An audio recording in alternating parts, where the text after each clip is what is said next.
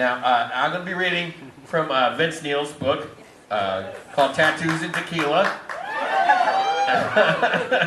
And it was just like, you know, he said, what should we call the book? And he just like named the first two things he saw. And yeah. Back to the past, June 1986. I was out of jail. I was a free man again.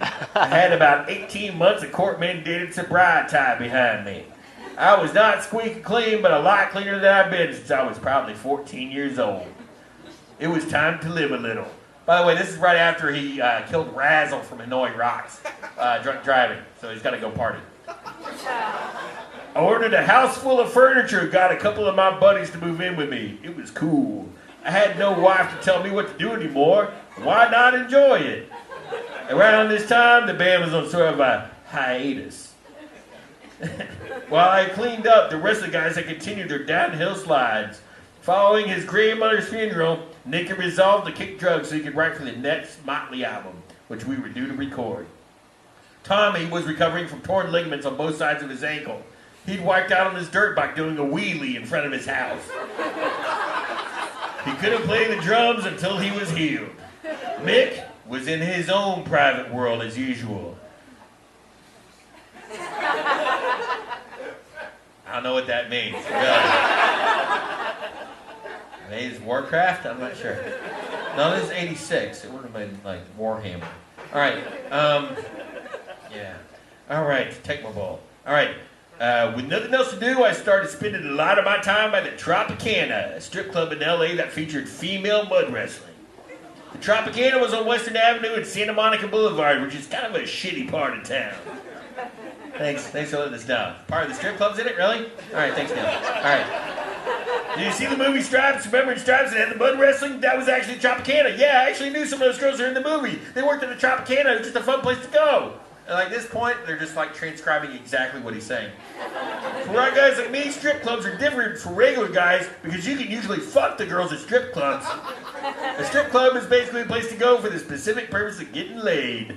You get them when they get off work, and then you take them home. I didn't only go to the Tropicana, I went to a lot of different places in those days. There were strip clubs, nightclubs, and bars.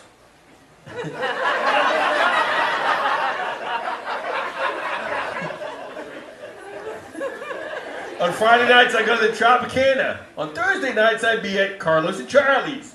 And on Wednesdays, I'd be at the Rainbow. It kind of depended on the day. Carlos and Charlie's was cool. It was right across from the Roxbury. Last time I went there, I was sitting on my table with a bunch of girls and my security guard, and all of a sudden a gunfight broke out inside the place. It was fucking scary. I was on the floor crawling to the door. The Tropicana sort of became my hangout because I dated a couple of waitresses there. And probably 3 or 4 different girls who wrestled there too. Let's face it, the Tropicana was like my mini mark for pussy.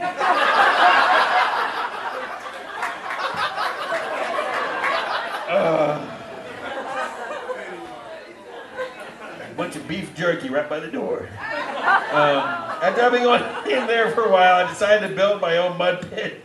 I put it in behind the house next to the pool. I would have the girls come over and wrestle. It's not that I love wrestling so much, but it was more fun than the strip clubs.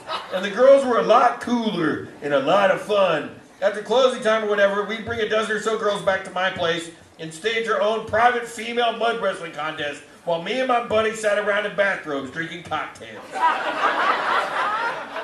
I also invited all the local drug dealers to come and hang out because where there were drugs, there were chicks.